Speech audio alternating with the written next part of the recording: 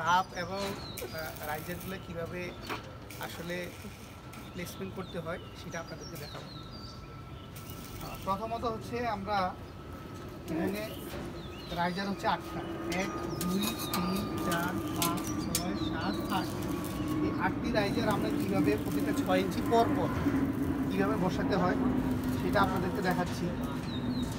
এবং wait slab, এটাকে একটা ওয়েট স্ল্যাব বলে, স্কোপে যেটাকে যে স্ল্যাবটাকে ওয়েট স্ল্যাব বলে, এটার থিকনেসটা কত কীভাবে মেনটেন করতে হয় সেটা আপনাদের দেখাচ্ছি।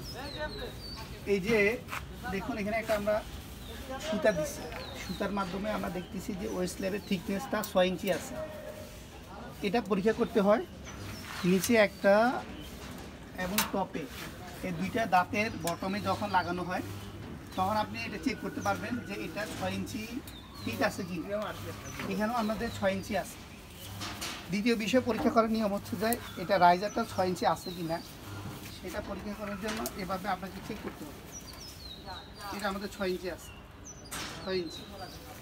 এবং আমাদের থ্রেডটা হচ্ছে 10 ইঞ্চি, এটা ঠিক আছে।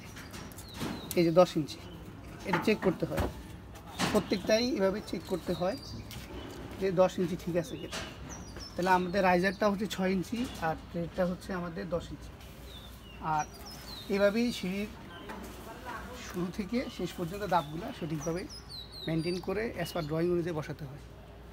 আশা করি আপনারা ভিডিওটা বুঝতে পারবেন। ধন্যবাদ।